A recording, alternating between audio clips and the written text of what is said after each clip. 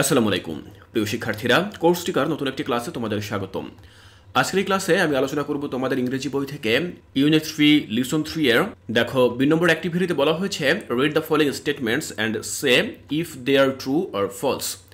If false give the correct information. এখানে 1 থেকে 6 পর্যন্ত 6টা স্টেটমেন্ট দেওয়া রয়েছে। এই স্টেটমেন্টগুলো আমরা পড়ার পরে আমরা বলবো যে এগুলো ট্রু নাকি ফলস, অর্থাৎ সত্য নাকি মিথ্যা। যদি সত্য হয়ে থাকে তাহলে সামনে ট্রু লিখব, আর যদি ফলস হয়ে থাকে তাহলে ফলসও লিখব। এর পাশাপাশি কারেক্ট ইনফরমেশন বা সঠিক সমাধান কি হবে বা সঠিক তথ্য কি হবে সেটিও আমাদেরকে লিখতে হবে।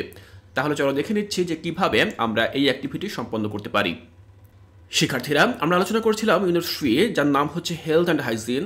আমাদের লিসন 3 এর নাম হাইজিন। তো প্রথমে আমরা 1 নম্বর যে স্টেটমেন্ট সেটি দেখে নেব। বলা হয়েছে cleanliness is a part of good health. পরিষ্কার পরিচ্ছন্নতা এটা হচ্ছে সুস্বাস্থ্যের একটি অংশ। তাহলে এটা হচ্ছে ট্রু স্টেটমেন্ট বা সত্য, তো আমরা ট্রু লিখে দিলাম সামনে। পরবর্তীতে দেখো 2 নম্বর বলা হয়েছে cleanliness is very important for mental health. Cleanliness বা পরিষ্কার পরিচ্ছন্নতা এটা মানসিক স্বাস্থ্যের জন্য খুবই গুরুত্বপূর্ণ। এটাও ট্রু, আমরা সামনে ট্রু লিখলাম। পরবর্তীতে 3 নম্বরে বলা হয়েছে we need to wire সোকস and shoes to look smart. Soak মানে হচ্ছে মোজা, তো আমাদের মোজা এবং জুতা পরা উচিত নিজেদেরকে স্মার্ট দেখানোর জন্য, অর্থাৎ আরও বেশি সুন্দর আরও বেশি আকর্ষণীয় দেখানোর জন্য আমাদের মোজা এবং জুতা প্রয়োজন। তাহলে এটা কি ট্রু নাকি ফলস? এটা অবশ্যই ফলস। দেখো আমি ফলস লিখেছি। তাহলে সঠিক উত্তর কি হবে বা কারেক্ট ইনফরমেশন কি হবে? আমি লিখেছি we need to wear socks and shoes to protect our feet from dust and germs, not just look smart. আমি এখানে লিখে দিয়েছি যে আমাদের শোক এবং শুজ অর্থাৎ মোজা এবং জুতা পরা উচিত টু প্রোটেক্ট আওয়ার ফিট, আমাদের পাকে রক্ষা করার জন্য। কি থেকে রক্ষা করার জন্য? From dust and germs. Dust মানে হচ্ছে ধুলাবালি, অ্যান্ড জার্মস মানে হচ্ছে জীবাণু। তো আমাদের পাকে ধুলাবালি এবং জীবাণু থেকে রক্ষা করার জন্য আমাদের মোজা এবং জুতা পরা প্রয়োজন, not just to look smart, অর্থাৎ শুধুমাত্র যে স্মার্ট দেখাবে আমাদেরকে এজন্যই না। আমরা কারেক্ট ইনফরমেশন লিখলাম। 4 বলা হয়েছে we need to brush our teeth before mills.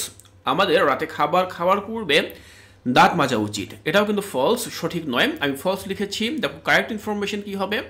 আমি লিখেছি we should brush our teeth after meals, particularly after breakfast and supper.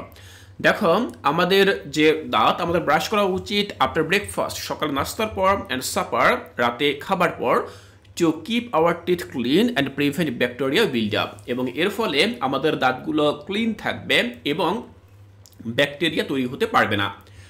তো 4 নম্বরটি আমরা এভাবে লিখলাম। 5 নম্বর স্টেটমেন্টে বলা হয়েছে we must keep ourself clean.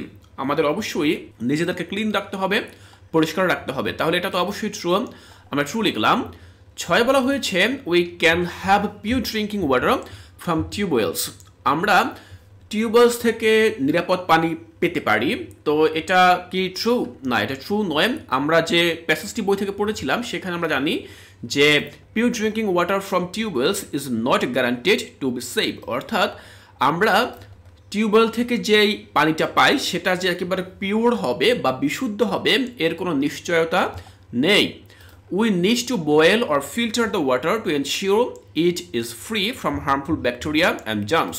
আর এর জন্য আমাদেরকে কি করতে হবে? We need to boil or filter, আমাদেরকে সে পানিটা বয়েল করতে হবে অর্থাৎ ফুটাতে হবে, অথবা আমরা পারি ফিল্টারও করতে, এবং এর মধ্য দিয়ে আমরা এনশিওর করতে পারি বা নিশ্চিত করতে পারি যে এটা হার্মফুল ব্যাকটেরিয়া এবং যেই জীবাণুগুলো রয়েছে এগুলো থেকে এটি নিরাপদ।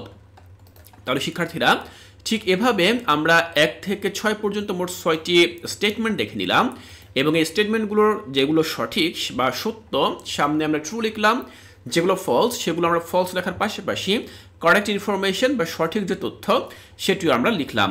আমি আশা করছি এখান থেকে বুঝতে তোমাদের আর কোনো অসুবিধা নেই। এর পরবর্তী ক্লাসে আমরা চলে যাব পরবর্তী যে অ্যাক্টিভিটি C নম্বর, এই অ্যাক্টিভিটিতে। এই কাজটি তোমরা কিভাবে করবে তা আমি এর পরবর্তী ক্লাসে তোমাদেরকে বুঝিয়ে দেব। তাই শিক্ষার্থীরা, কোর্সটিকায় এর পরবর্তী ক্লাসগুলো দেখার আমন্ত্রণ জানিয়ে আজকের এই ক্লাসটি এখানেই শেষ করছি।